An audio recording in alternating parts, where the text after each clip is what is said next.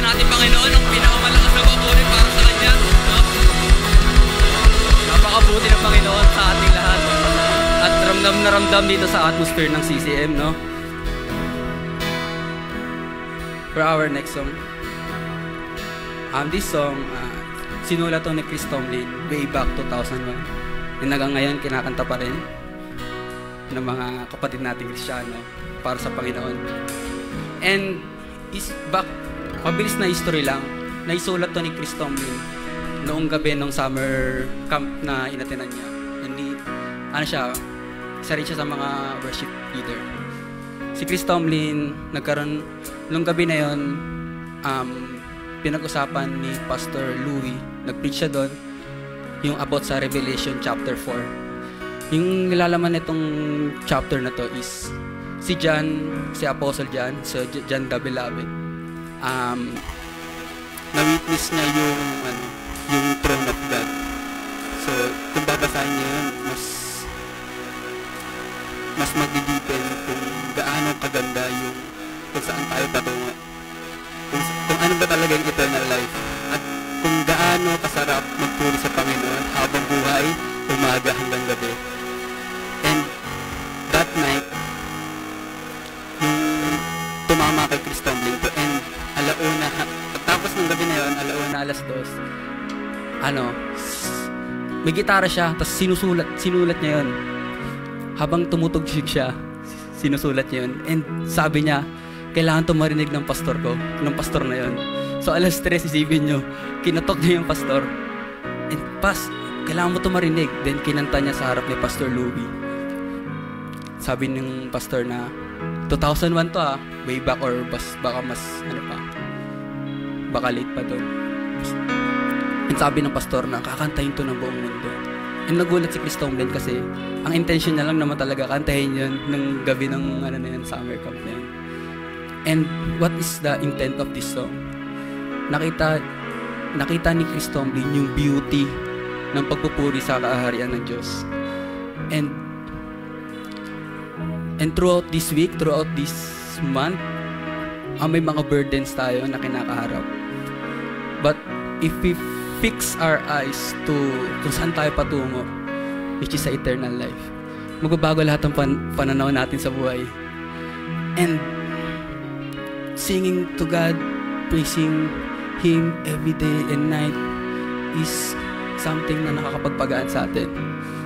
So, today, church, as we sing this song, may me have a glimpse. Kasi si John, napakaswerte kasi nakita niya yung throne of God And hindi yun malabo sa atin na ma-witness din yung kung paano magpuri sa kaharian ng Diyos. Today, as we sing this song, we put our crowns, our reputation, our pride at the feet of Jesus, singing this song and fixing our eyes kung saan tayo patungo. Maybe may mabigat na burden, problema, kinakaharap tayo ngayon. But if we put our eyes to eternal life and putting our crowns in the feet of Jesus, everything will change. So let's sing this song.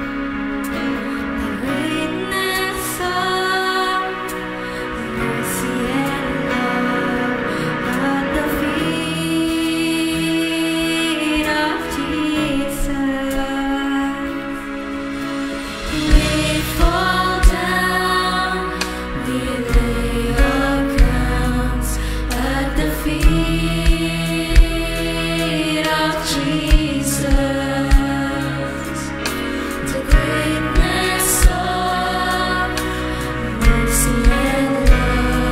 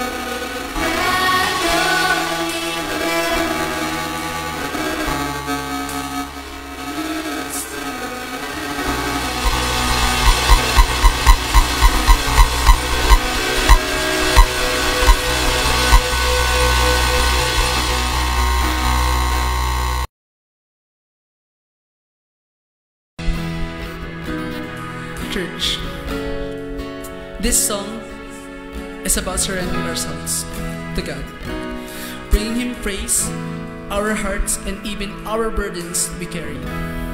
As we worship, let us all remember our brothers and sisters na sa landa sunog kahapon sa Mandaluyong. Let us all remember them and add them to our prayers. It's in these moments like this that God calls us to not just worship with our lips, but also to shine His light through our lives. And sabi sa Matthew 5 verse 14 to 16, you are the light of the world. Ulitin ko. You are the light of the world. A city on a hill cannot be hidden. Neither do people light a lamp and put it under a bowl. Instead, they put it on its stand and gives light to everyone in the house. In some way, let your light shine before others, that they may see your good deeds and glorify your Father in heaven. So as we sing, church, let's pray that God's light would shine over our brothers and sisters, that He would bring comfort and hope to those who have lost so much. So as we sing, let's ask God to use us to bring His love to the people around us.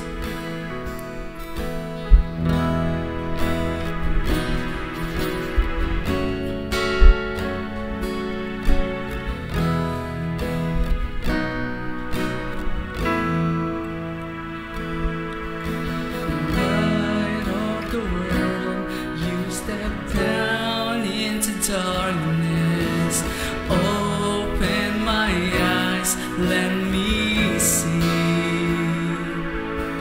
the beauty that made this heart adore you. Hope of a life spent with you. Church, let's sing this.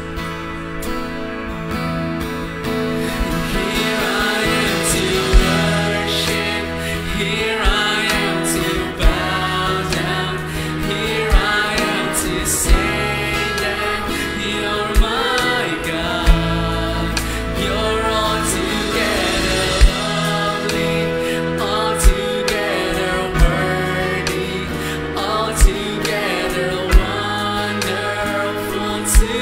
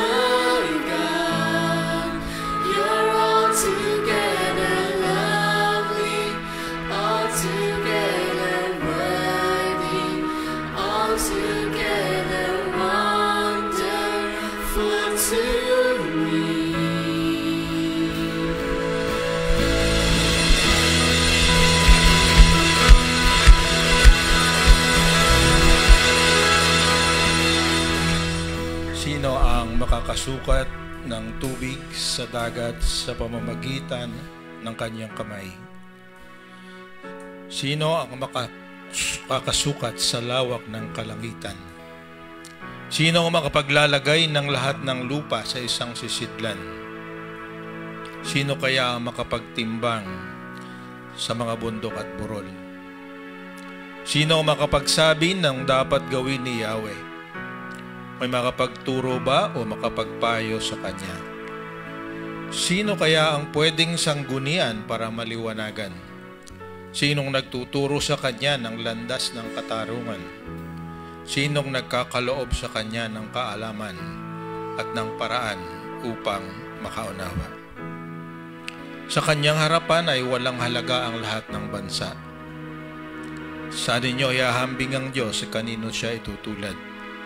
Siya ba'y may hahambing sa mga imaheng ginawa ng tao na binalutan ng ginto at pinatong sa pilak? Hindi rin siya makakatulad sa rebultong kahoy, matigas man ang kahoy at hindi nabubulok. Nanililok upang hindi tumumba at mabibili lang sa murang halaga. Di ba nyo nalalaman? Wala bang nagbalita sa inyo noon kung paano nagsimulang likhain ng sanlibutan?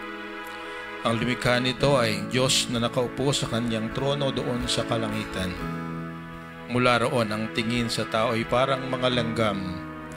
Ang langit ay niladlad niya upang itulad ng kurtina, tulad ng tolda upang matirahan. Ganito kadakila ang ating Panginoon. Ganito ang kanyang kapangyarihan. Ganito rin ang kanyang pag-ibig. Kaya tayo nararapat lamang sumamba at maglingkod sa Kanya. Salamat, Panginoon, na nakilala ka namin. Salamat sa pamamagitan ng iyong banal na aklat, ang iyong salita. Alam namin kung gaano kalawak ang iyong kapangyarihan, kung gaano kalaki ang pag-ibig mo sa amin. Salamat na hindi lamang sa panahon na ito, ikaw ay Diyos na makapangyarihan. Di ka nagbabago noon, ngayon, at magpakailanman. Kaya kami nakatayo sa inyong harapan na may kapanatagan na alam namin anuman ang aming kalagayan. Kami man ay nasa gitna ng mga suliranin. Kami man ay makasalanan. Nababasa mo ang aming damdamin, nababasa mo ang aming kaisipan. At alam mo kung ano ang aming ginagawa sa lahat ng oras ng aming buhay. Salamat din na kahit kami nagkakasala, sa bawat pagkakataon na kami tumawag at humingi ng kapatawaran, ipahayag ang aming pagkakamali at sikapin na huwag nang ulit-ulitin yon. Panginoon, binibigyan mo kami ng pangalawang pagkakataon para maging karapat-dapat na ikaw ay sambahin at paglingkuran.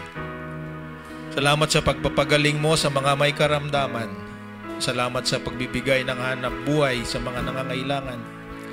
Ngayon, Panginoon, inadalangin namin ang lahat ng mga tao na nasa gitna ng malaking suliranin, katulad na nabanggit ng mga kababayan namin sa Mandaluyong, Panginoon. Di namin nauunawaan kung bakit ang lugar na yun ay laging nagkakaroon ng ganitong pangyayari. Kayo nakakaalam. Kung ito'y bunga ng anumang paghahangad para makuha yung lugar na yun, Lord, baguhin mo nawa ang mga tao na nagsisikap na sirain ang buhay ng iba.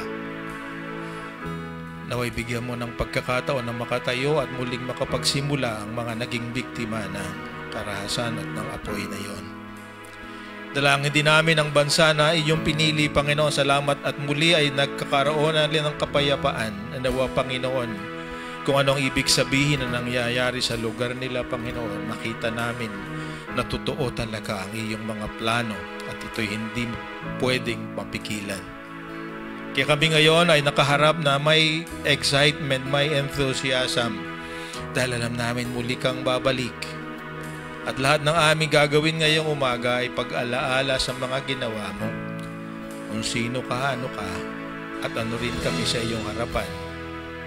Dahil doon mahal mo pa rin kami, Panginoon. Maraming salamat. Buksan mo ang aming mga isip, aming mga puso at ang labi ng bawat isa sa amin upang ipahayag ang kadakilaan, kapangyarihan at pagmamahal mo. Di lamang sa sandaling ito, kundi sa araw-araw ng aming buhay, sa pamamagitan ng aming mga gawa, sa pamamagitan ng aming patutuo.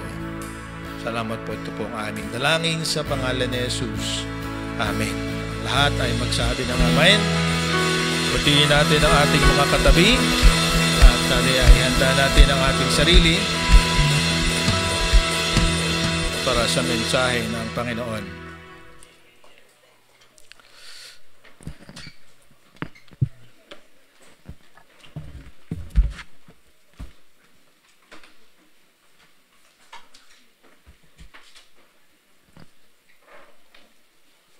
Akala ko January ngayon.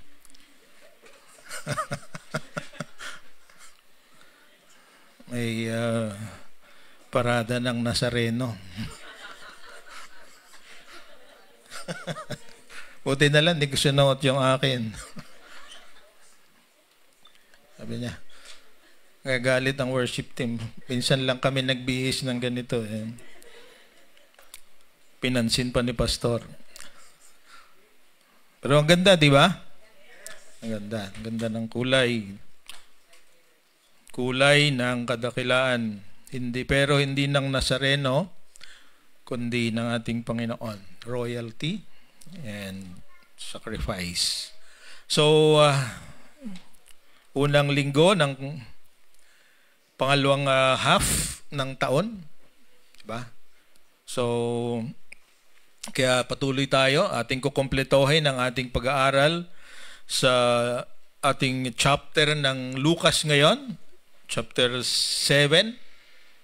At naniniwala ako na sa sunod-sunod na pag-aaral natin tungkol sa ang topic natin ay fundamental teachings and responses o yung mga payak na pagtuturo at mga tugon ng bawat isa sa atin ay marami na tayong nabuo na mga pagkaunawa sa tungkol sa ginawa ng Diyos para sa atin, tinuturo niya. At salamat sa mga naunang nagsalita at na ginamit ng Panginoon sa namakaraang linggo. Parang wala si Kuya Mike. Naroon pala sa likod. So, yung mag-asawang bitug ay ginamit ng Panginoon. Purihin.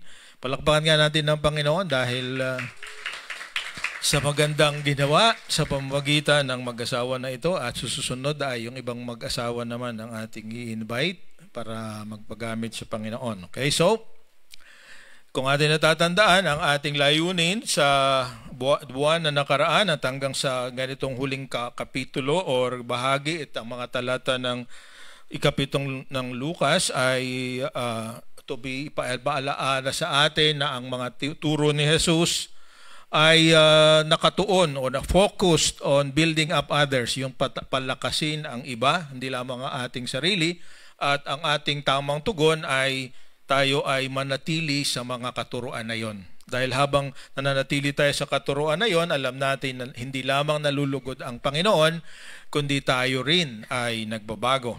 So yan ang ating layunin sa pag-aaral natin sa Luke chapter 6 and 7. At sa gusto ko nga balikan natin yung apat na nga, dahil pang-5 linggo ngayon, kung ano yung mga fundamental or basic teachings ng ating Panginoon na matotekpuan sa Luke 6 and 7. Number 1, sa Luke chapter 6, 1 to 16, ipinaalala sa atin na ating higit na pahalagahan yung pag-address o pagbigay ng pansin sa pangangailangan ng mga tao kaysa sa pagsunod sa mga ritual na relihiyon. Di ba? So, doon sa chapter na ito, sa chapter 6, nakita natin yung mga pag-question ng mga teachers of the law tungkol sa paggawa ni Jesus ng mga dapat gawin. Subalit sabi ni Jesus ay alin ba ang uunahin natin? Sabi nga nila, ang Sabat ay ginagamit nyo at mali ang interpretation sa Sabbath dahil hindi pinipigilan ng Sabbath ang paggawa ng mabuti. Sa yun yung una.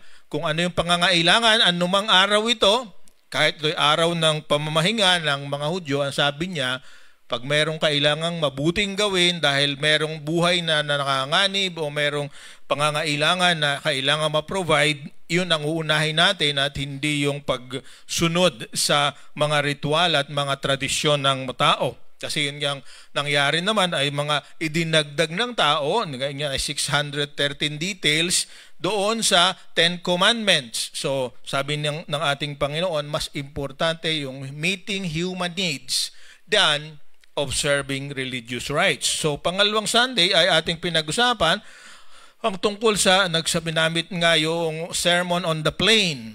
Para summarize natin, sabi niya, seek the Lord, live the truth, and become a blessing to others. Yun ang sinasabi ni Jesus doon sa kanyang, sa Matthew ay Sermon on the Mount, sa Luke ang pagkasulat ay Sermon on the Plain, sa kapatagan.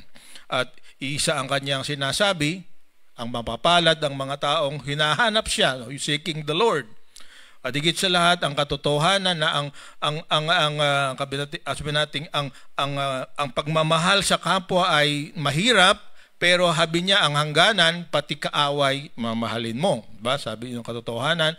At kahit kaaway mo, pagpalain mo, dahil kapag pinagpala mo yung kaaway mo, eventually magiging kaibigan mo siya. On the third Sunday ng July, the Lord is compassionate to those who act in faith and even to them who are reluctant to ask for help. Kung natatandaan natin, ito yung istorya, kasaysayan ng isang Roman centurion o yung kapitan ng sandaang mga sundalo na lumapit kay Jesus para yung kanyang alipin o kanyang servant na nanganganib ang buhay ay gumaling. At pinagbigyan siya dahil sabi ni Jesus Christ tungkol sa Roman centurion, sabi niya, hindi pa ako nakakita ng kasing lalim ng pananampalataya ng taong ito kumpara sa mga tao sa Israel. So, ang pamparaan para makuha natin ang atensyon at higit sa lahat ang tugon ng Panginoon is faith. Pero merong isa, yung widow na ang anak ay namatay at ililibing na nga nang nakita ni Jesus sa nain, nakasalubong. Nakita niya yung magiging kalagayan ng nanay kapag wala na yung anak, kaya binuhay niyo yung patay. O ni-resurrect or resuscitate. So yan yung pangatlong linggo. Pang-apat, noong Sunday, ang involved na ngayon ay mismong nagpakilala kay Jesus, si John the Baptist. Dahil sa nangyayari sa kasyan niya, pinakulong ni Herod Antipas dahil kino-question niya yung pagiging asawa ni Herod Antipas sa asawa ng kanyang kapatid na si Philip. So noon ay nag-aagawan na rin ng asawa. Ito'y padalawang hari nag-aagawa ng asawa. At kinundina ni Juan Bautista ang kanyang ginagawa. Sabi mali, pinakulong siya. Nung siya nasa kulungan na, katulad din natin kapag tayo ay let's say, nalimitado ang magagawa dahil tayo ay na-confine sa isang lugar, tayo ay maaring magkaroon ng pag-aalinlangan. Kasi ang iniisip ni Juan Bautista, ang Mesiyas na ipinakilala niya ay naroon para magpalaya sa kanila. Pero siya ang unang-unang nakakulong. So tayo, dumadaan tayo sa panahon ng buhay na sabi natin, ginagawa natin ang mabuti, regular tayong nagsisimba, nagbibigay tayo ng tapat sa bahagi ng ating kinikita, tumutulong tayo sa kapwa, at marami pa iba. Pero minsan bakit ganun? Parang kuminsan yung walang ginagawa, siyang parang masaya, maganda ang kalagayan sa buhay. So ang bunga, doubt. Pero hindi kinundana ni Jesus yung doubt. Ang totoo, ang ginawa niya, sabi niya sa ating pag-aaral, he did acts, gumawa siya ng paraan para patunayan kay Juan Bautista na ang kanyang pag-aalinlangan ay walang batayan at walang kabuluhan. So kung tayo nag-aalinlangan paminsan-minsan, the Lord understands. Bibig sabihin, pag tayo nag-aalinlangan, tayo ay nagkakasala. It's the same thing as temptation. Temptation is neutral. You do not commit sin when you are tempted, but when you are overcome by temptation, that's the only time you commit sin. Lahat tayo ay natutokso kung minsan na magkasala. Amen? Pero kapag hindi tayo nag-give in sa our desire, sabi sa James chapter 1, wala pa rin tayong kasalanan. At ang maganda sa lahat, kahit nga nagkasala ka na, the door is still open. At yun ang ating istorya ngayon. Kahit tayo ay nagkasala, pwede pa rin tayong tanggapin ng Panginoon. Kasi tinatanggap na tayo, He is accepting us, He is forgiving us, not because of what we are, not what we are, but who Jesus is. Napakagandang pakinggan, ba? Hindi dahil sa akin, kundi dahil kay Jesus. Ang kapatawaran ng Diyos ay hindi dahil sa akin, kundi dahil sa ginawa ni Jesus. Amen? Palakpakan nga natin ng Panginoon. Diba? Napakasarap isipin.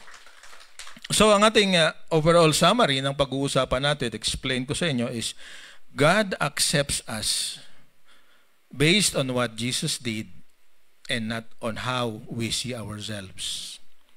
Tinatanggap tayo ng Panginoon dahil sa ginawa ng kanyang anak na si Jesus at hindi dahil sa kung anong tingin natin sa ating sarili. Kasi ang tingin natin sa ating sarili, it affects our choices, it affects our decisions, it affects our behavior, it affects every aspect of our life. Amen? Kung anong tingin mo sa sarili mo, kalimitan, yun din ang tingin sa kapwa mo. At dahil sa tingin mo na yun, meron kang gagawin na kung minsan makakasakit sa kanya at sa iyo. Pero kahit ganon, tatanggapin ka pa rin ni Jesus. That's our statement for today. So ating buksan ang ating mga aklat sa Luke chapter 7. At tapusin natin ang kabanata at sa Sunday magkisimula tayo ng bagong chapter. Ito ay tungkol sa dalawang tao. At ating pakinggan ang ating istorya sa wikang Tagalog muna. Sabi na sa heading sa Magandang Balita Biblia, binuhusan ng pabango ang mga paa ni Jesus. Okay, so sabayan niyo ako sa pakinggan natin ang sinasabi sa Luke chapter 7, 36 to 50. Inanyayahan si Jesus ng isa sa mga Pariseo upang makasalon niya. Pumunta naman siya sa bahay nito at dumulog sa hapag. Sa hapag yata yan. Sa bayang iyon ay may isang babaeng makasalanan. Nabalitaan niyang kumakain si Jesus sa bahay ng Pariseo. Kaya nagdala siya ng pabangong nasa sisidlang alabastro. Lumapit siya sa likuran ni Jesus sa gawing paanan. Umiyak na binasa niya ng kanyang mga luha ang mga paa ni Jesus. Pinunasan niya ng kanyang sariling buhok, hinalikan at binuhusan ng pabango ang mga paa. Dapat ni Jesus, hindi nito. Medyo hindi agree sa pronoun. Okay, so nang ito'y makita ng Pariseyong nag-anyaya kay Jesus, nasabi nito sa sarili, kung totoong propeta ang taong ito, dapat ay alam niya na ang babaeng humahawak sa kanyang paa ay isang makasalanan. Bilang tugon sa iniisip ni Simon, binigyan na ng pangalan ang Pariseo. Sinabi ni Jesus, Simon, may sasabihin ako sa iyo. Ano po yun, guro? Sagot niya. Sinabi ni Jesus, may dalawang taong may utang sa isang nagpapahiram ng pera. 500 salaping pilak ang inutang ng isa at 50 salaping pilak naman ang sa ikalawa. Nang hindi sila makabayad, kapwa sila pinatawad. Ngayon, sino kaya sa kanila ang higit na magmamahal sa pinagkautangan? Sumagot si Simon, sa palagay ko po ay ang pinatawad ng mas malaking utang. Tama ang sagot mo, sabi ni Jesus. Nilingan niya ang babae at sinabi kay Simon, nakikita mo ba ang babaeng ito? Pumasok ako sa iyong bahay at hindi mo man lamang ako binigyan ng tubig para sa aking mga paa. Ngunit hinuhugasan niya ng luha ang aking mga paa at pinunasan niya ang mga ito ng sarili niyang buhok. Hindi mo ako hinalikan. Ngunit siya, mula nang pumasok ay hindi tumigil ng kakahalik sa aking mga paa. Hindi mo nilagyan ng langis ang aking ulo, subalit binuhusan niya ng pabango ang aking mga paa. Kaya sinasabi ko sa iyo, malaki ang kanyang pagmamahal sapagkat maraming kasalanan ang pinatawad sa kanya. Ngunit ang pinatawad ng kaunti ay kaunti rin ang pagmamahal. At sinabi niya sa babae, pinatawad na ang iyong mga kasalanan.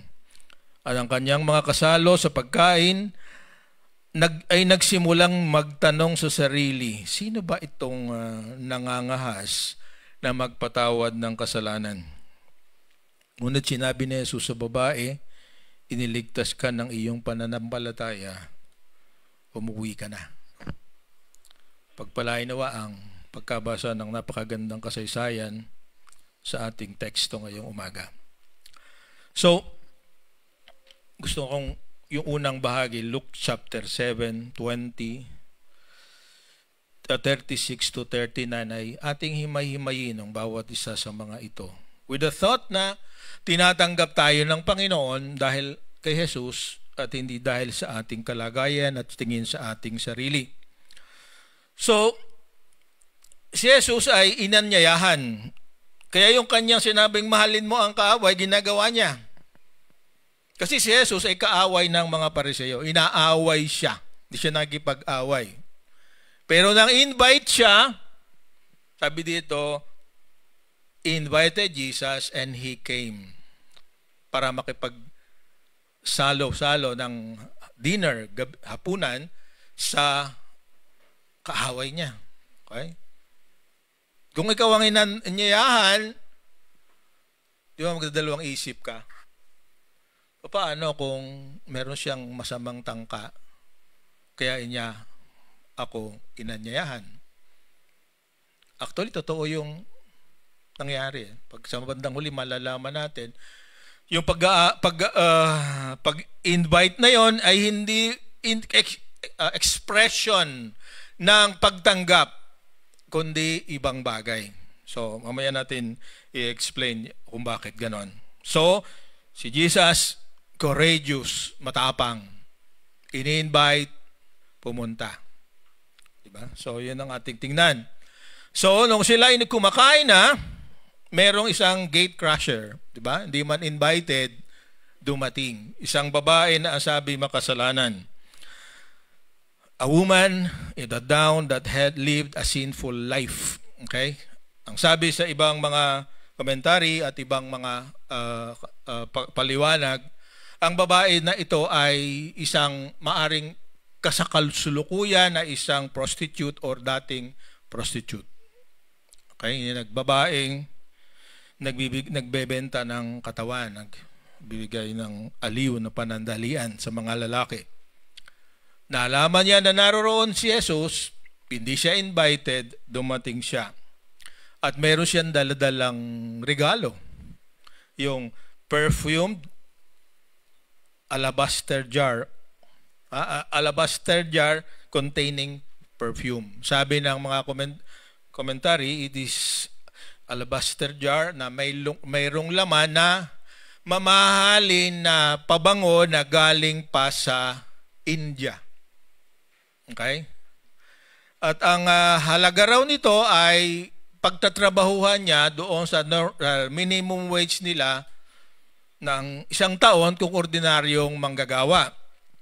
Kaya lang dahil prostitute, hindi natin alam kung gaano niya kadali nakuha yung pabango na yon. Pero nung nasa kanya na pwede niyang gamitin para sa sarili niyang gamit, nalaman niya na si Jesus ay naroon. Ang dito sa ating istorya, sabi niya, binasag niya yung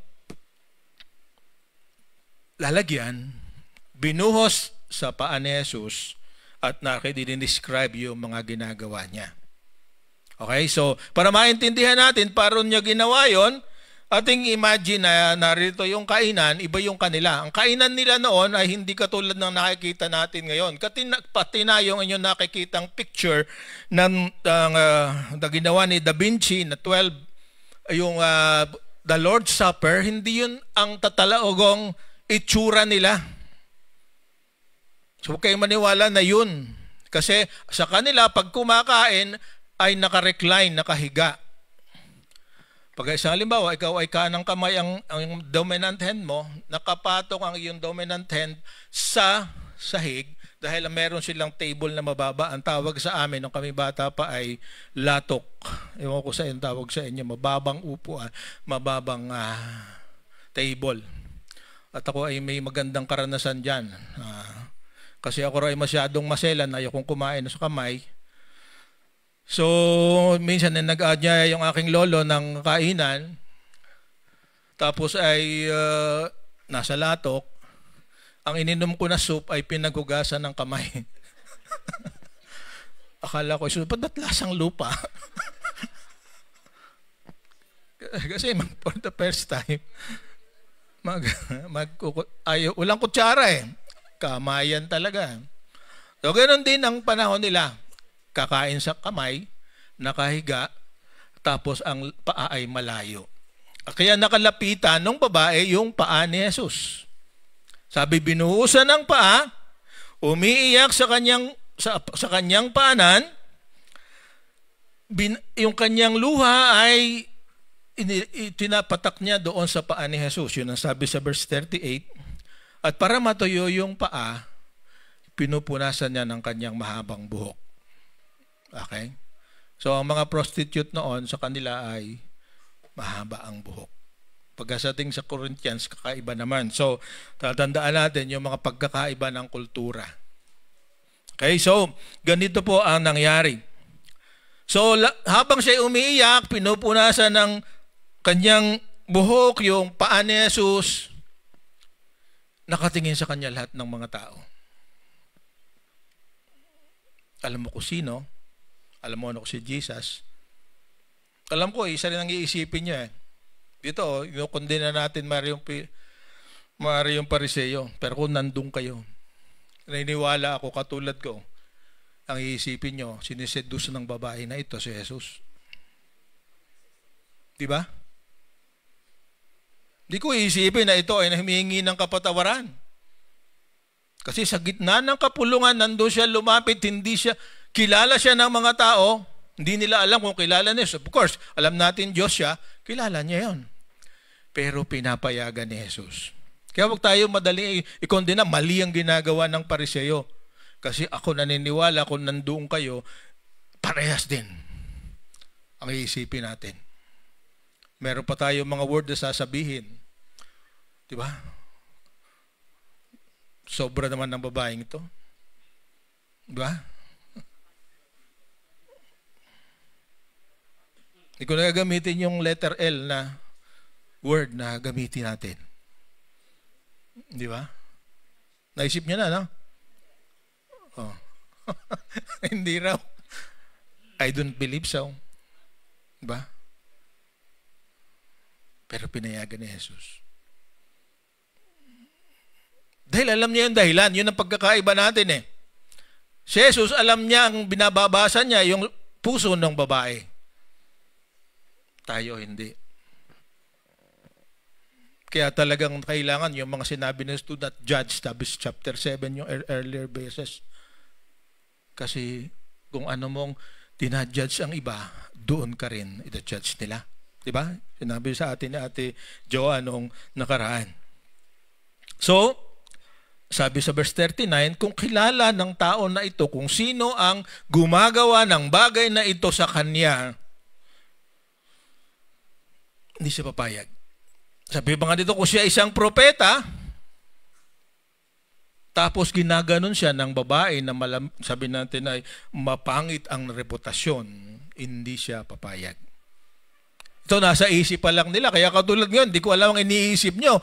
Pero nababasa ni Jesus ang iniisip nyo ngayon. Tama ba ako? So, He knows. Kaya mahirap talaga magtago sa Panginoon dahil nababasa niya hindi lamang ang ating action kundi ang kanyang ating iniisip. So ituloy natin na istorya. So sabi ni Jesus, dahil alam niya isa si Simon na may iniisip na masama tungkol sa nangyayari hindi lamang kay Jesus kundi sa babae. So katulad ng asisimula nating series sa susunod na buwan, parable. Ditong ating napasin, diretsahan siya magsalita. Pero moving forward sa pag-aaral natin, gagamitin natin starting Sunday, yung mga talinghaga. Ano ba yung talinghaga?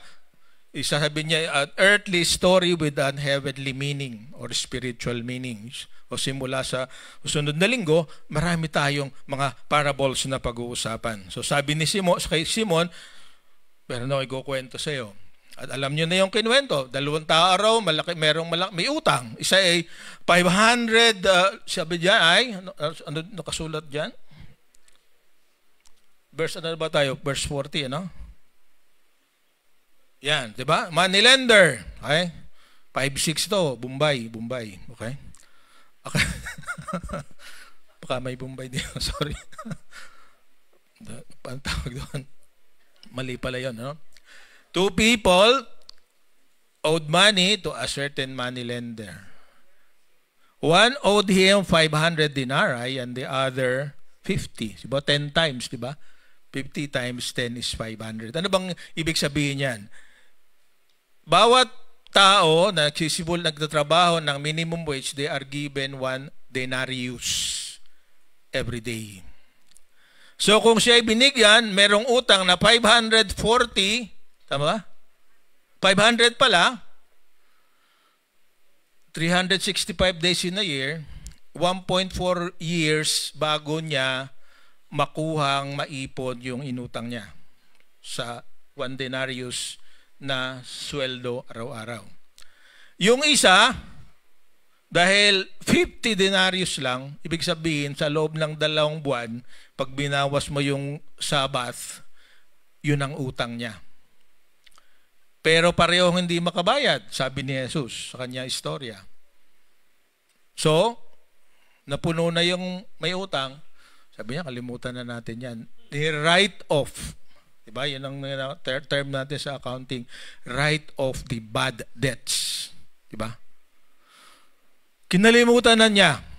Kaya ang tanong ni Jesus ngayon kay Simon, sino kaya sa dalawa ang higit na magpapasalamat at magmamahal doon sa kinalimutan doon sa money lender na pinatawad yung dalawa?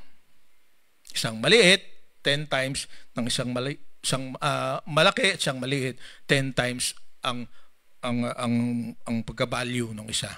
Sabi ngayon ni Simon, sabi niya, siyempre yung mas malaki ang utang. Siyempre mas dapat nagpapasalamat yon. Of course, yun yung expectation, di ba? So, I suppose the one who had a bigger death. Sabi ni Jesus, tama ka. You have judged correctly. So, tuloy natin yung ating istorya. So, sabi ngayon, doon sa 48, tama ba? Sa 47, 44 to 47, kaya na. So, tumingin si Jesus sa babae habang nagsasalita kay Simon. Okay? Kinukumpara ngayon. Sabi niya, do you see this woman? Sabi niya, I came into your house. You did not give me water for my feet, but she wet my hair with tears and wiped them with her hair. You did not give me a kiss, but this woman, from the time I entered, had stopped kissing my feet. You did not put oil on my head, but she has poured perfume on my feet. So, makikita natin dito, parang nagko-complain si Jesus. Kasi ang totoo, ang kanilang tradisyon, kapag ina-invite ka sa bahay ng sino man, kung ikaw ay talagang nagiging hospitable at nire-respeto mo yung bisita mo, ito yung gagawin niya. Water, tabi na? Water, ano kailangan? Tubig, okay? Water, kiss, and oil.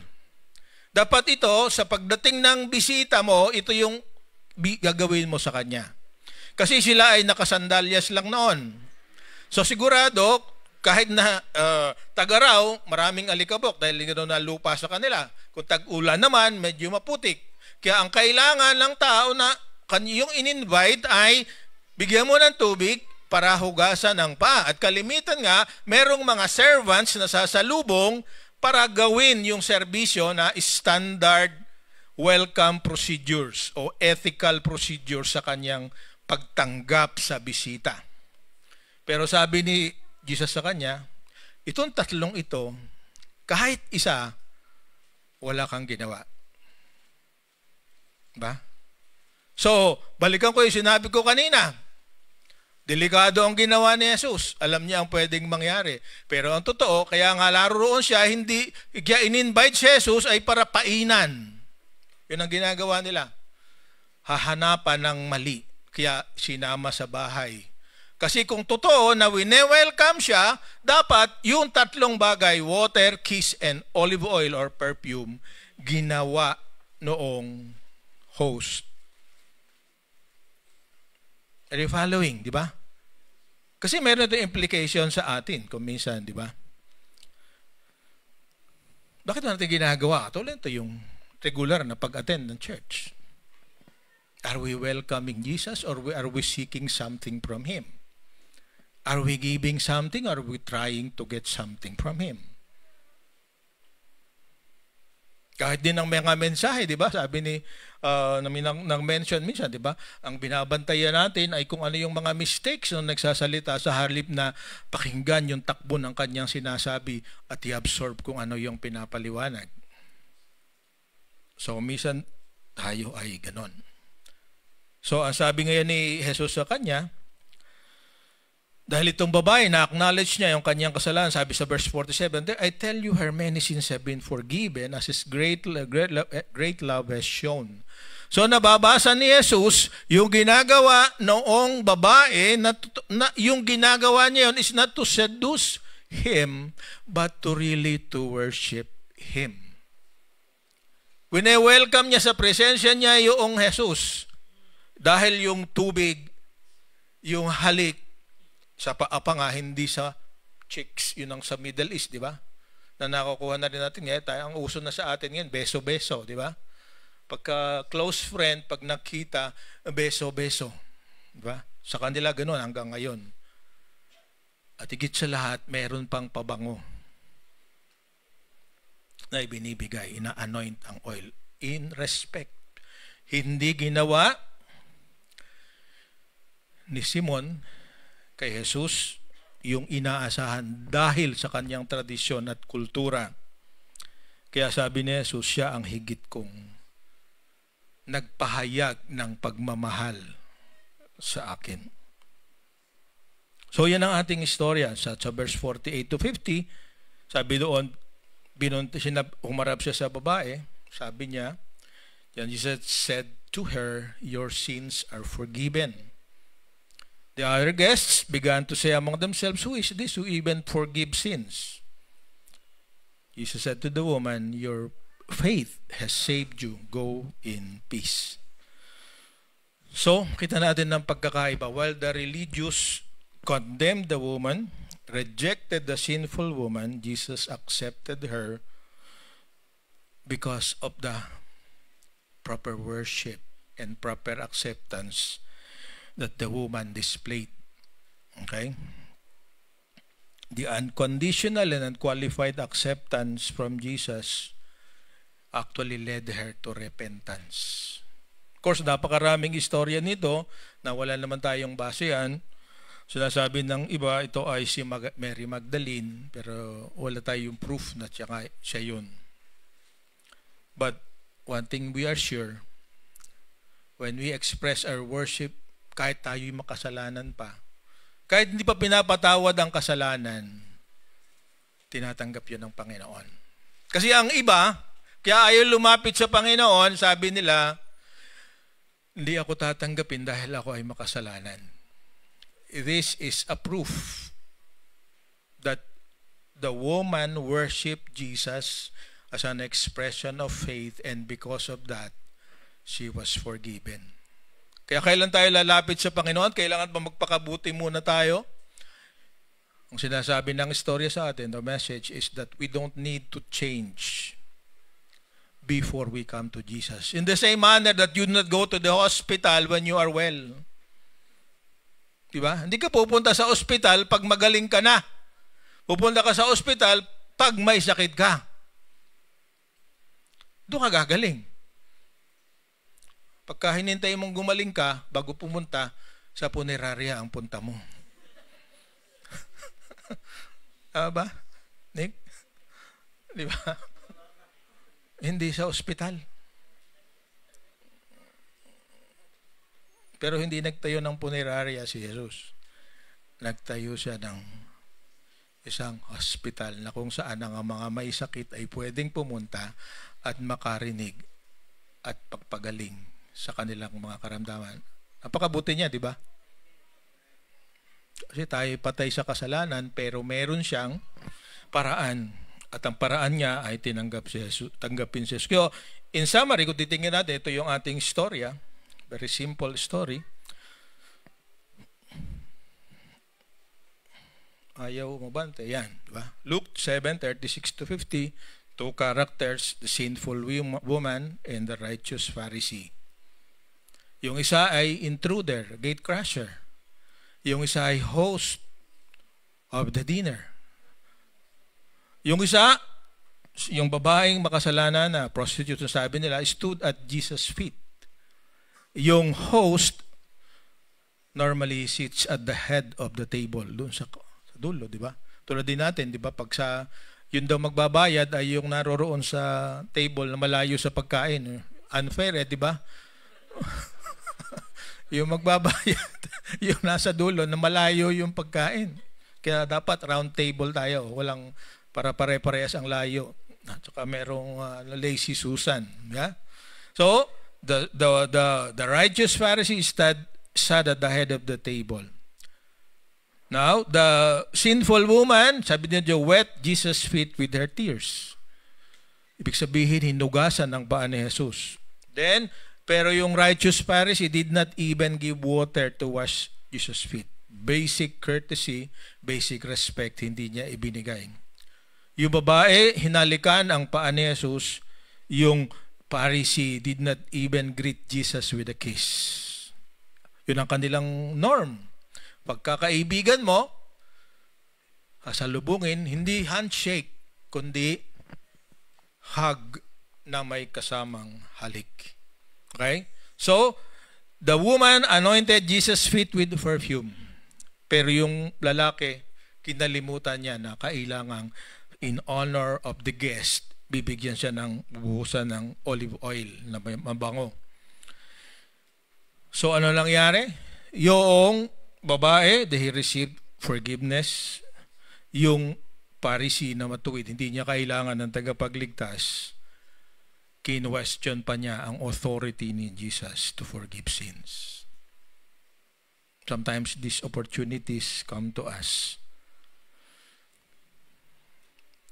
At maraming pagkakataon, ito nga yung divine appointment na pinapipili tayo ng pwede nating gawin. So what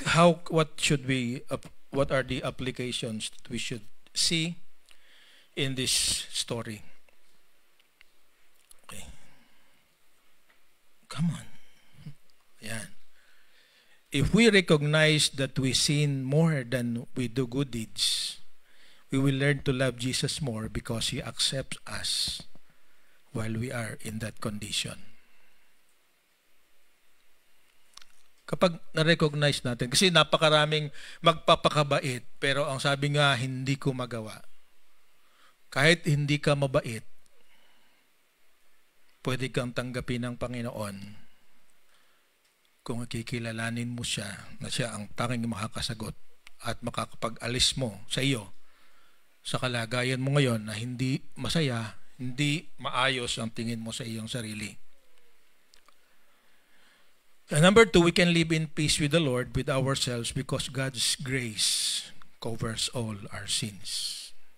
Kahit ngayon, alam ko nagkakasala ang bawat isa sa atin, tatanggapin pa rin tayo ng Panginoon if we confess our sins and we express our regret or not remorse. We turn away from our sins.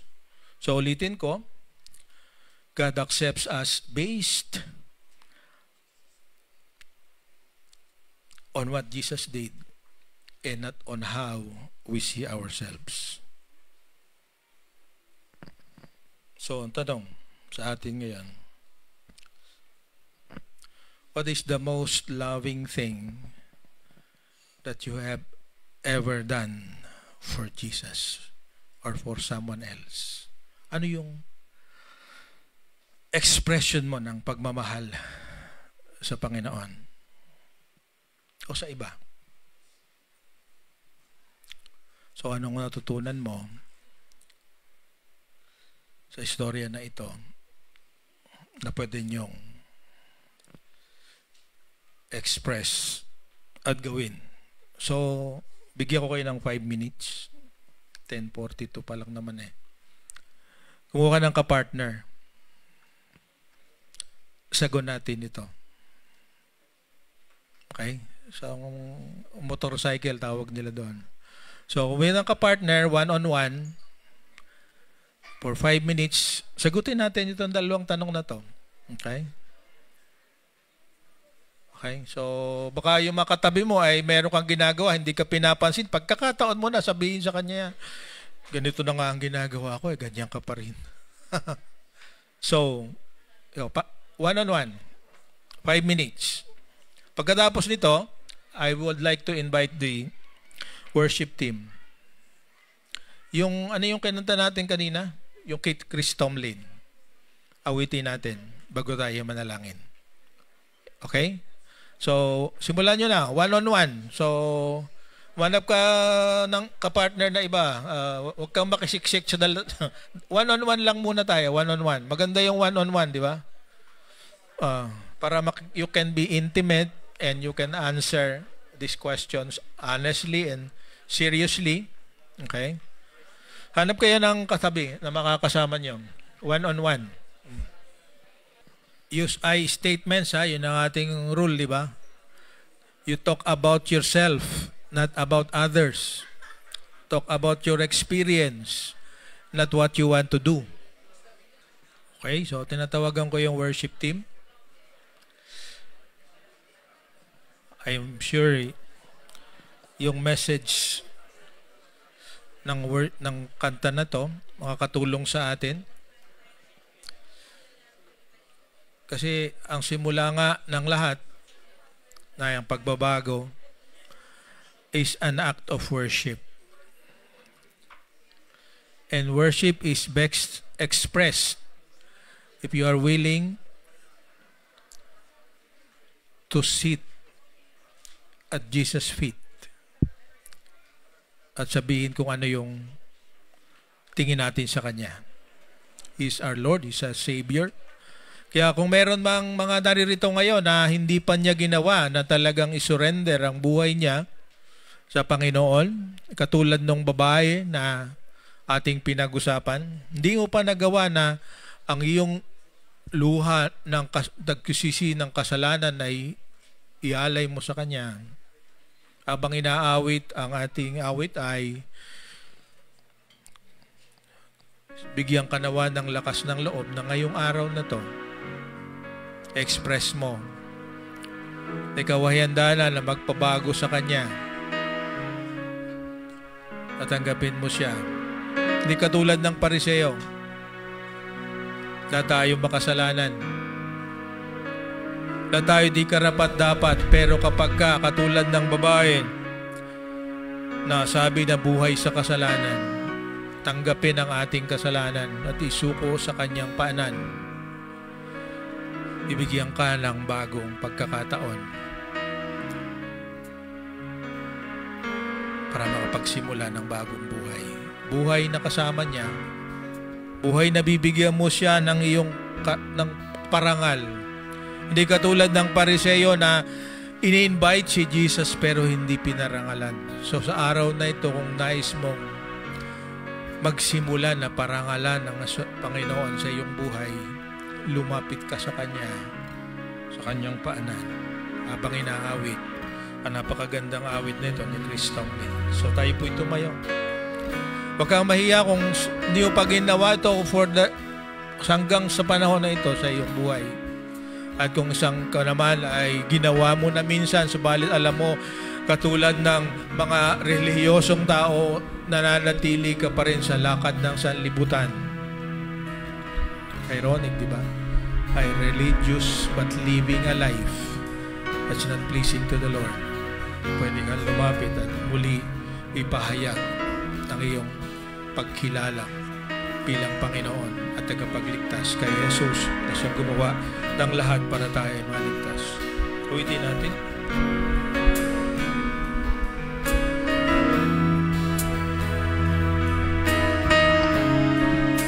Uwitin natin sa ating puso ang awit na ito.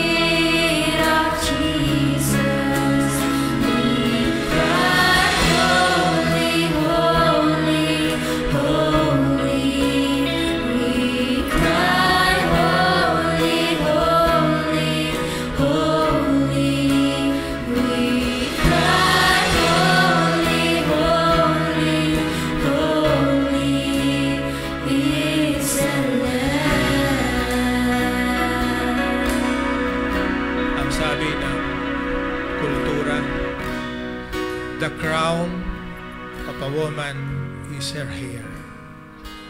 Ang korona ng babae ang kanyang buhok. Ang babaeng makasalanan, ginamit niya ang korona niya para hugasan at punasan ang paa ng Panginoon.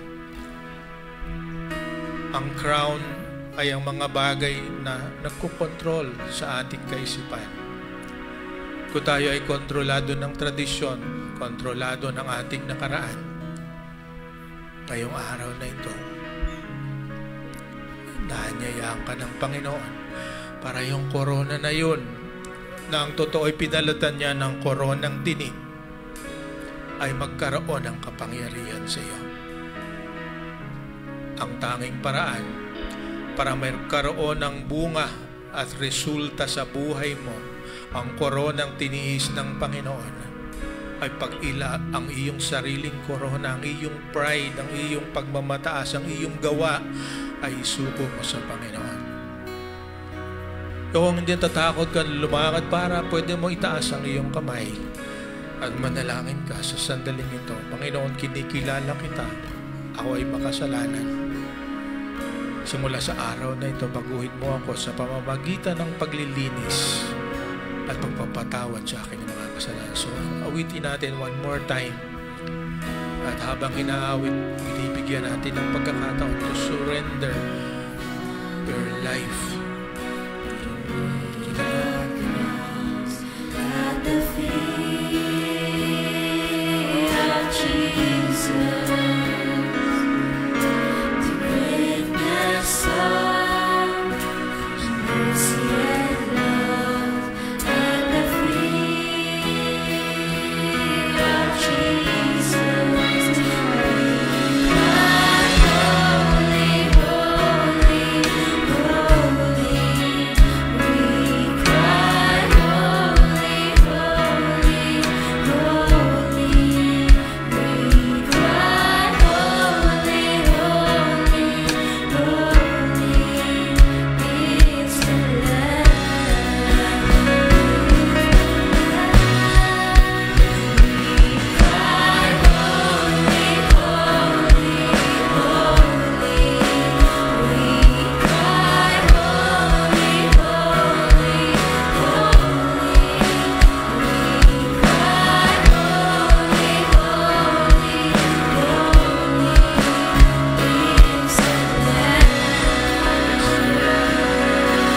Walang ibang banal kundi kayo lamang, Panginoon. Banal ka dahil hindi ka namin kayang ilagay sa isang kahon. Banal ka at ikaw ay separate from us dahil kayo ko lamang ang may kapangyarihan na walang makakapantay. Banal ka, Panginoon, dahil ang lahat ng lumalapit sa iyo ay hindi nyo tinatanggihan. Aking dalangin ang sino man na naririto ngayon, anuman ang kanyang pasya sa kanyang buhay, nawa sa tamang panahon na sa tamang pagkakataon maglakas loob siya katulad ng babae na makasalanan na kahit hindi naanyayahan ay lumapit sa iyo, Panginoon. Tanggalin mo rin ang anumang kaisipan namin na katulad ng Pariseo na si Simon, Panginoon. Huwag na hamang isipin ng bawat isa sa amin na kami ay mabuti. Kami makasalanan, naghihintay ng gabay ng Espiritu Santo para magawa namin ang kalooban ninyo, Panginoon. Sa araw-araw nawa ay maramdaman ng mga tao ang kabanhalan na ibinigay mo sa amin.